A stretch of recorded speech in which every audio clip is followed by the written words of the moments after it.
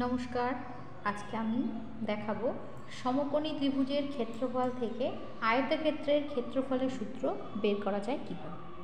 তো সমকোণী ত্রিভুজের ক্ষেত্রফলটা কি সেটা আগে জেনে নিই। একটা সমকোণী ত্রিভুজ, তার ক্ষেত্রফলের সূত্র হচ্ছে হাফ ইন্টু সমকোণ সংলগ্ন বাহুর দৈর্ঘ্য, তাদের গুণফল। সমকোণ সংলগ্ন বাহু মানে কি? আমরা যদি একটা সমকোণী ত্রিভুজ আঁকি, নিচের বাহুটাকে আমরা ভূমি ধরছি, এই বাহুটাকে আমরা ধরছি লম্ব, আর সমকোণের বিপরীত বাহু অতিভুজ আমরা জানি। তাহলে সমকোণ সংলগ্ন বাহু দুটোর গুণফল, তার মানে লম্ব ইন্টু ভূমি, হাফ ইন্টু লম্ব ইন্টু ভূমি, বা হাফ ইন্টু ভূমি ইন্টু উচ্চতা, এভাবেও লেখা যায়। লম্বকে আমরা উচ্চতা বলে থাকি। এবার দেখো আয়তক্ষেত্রের ক্ষেত্রফল আমরা বের করব। এবার একটা আয়তক্ষেত্র এঁকে নিলাম। আয়তক্ষেত্রের কী হয়? প্রত্যেকটা কোণ 90 ডিগ্রি সমকোণ এবং বিপরীত বাহুগুলো সমান। বড় বাহুর নাম দৈর্ঘ্য, তাহলে আয়তক্ষেত্রের দুটো দৈর্ঘ্য এবং দুটো প্রস্থ, ছোট বাহুর নাম প্রস্থ। এবার যদি আমরা কর্ণ আঁকি, যে কোনো একটি কর্ণ, এই কোণাকুণি আঁকলেও হবে বা এই কোণাকুণি আঁকলেও হবে। কর্ণ কি করে?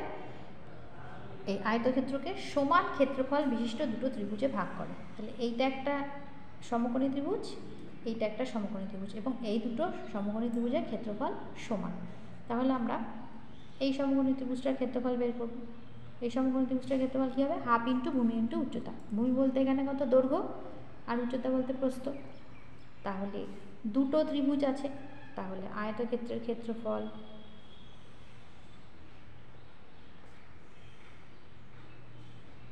সমান কী হবে? দুটো ত্রিভুজ, তাহলে 2 ইন্টু এই ত্রিভুজের ক্ষেত্রফল কী হবে? হাফ ইন্টু ভূমি।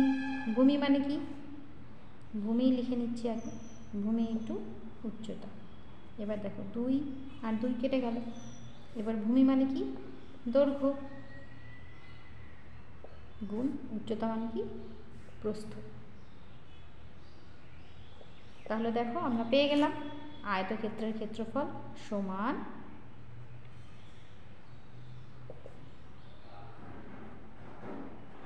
দৈর্ঘ্য গুণ প্রস্থ।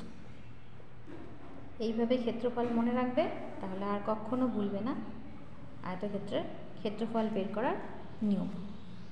এইভাবে তোমরা পরিসীমাটাও মনে রাখতে পারো। পরিসীমা মানে চারটা বাহুর যোগফল, দৈর্ঘ্য যোগ প্রস্থ যোগ দৈর্ঘ্য যোগ প্রস্থ, তার মানে দুটো দৈর্ঘ্য প্লাস দুটো প্রস্থ, তাহলে 2 ইন্টু দৈর্ঘ্য প্লাস প্রস্থ। এভাবে মনে রাখা যায়।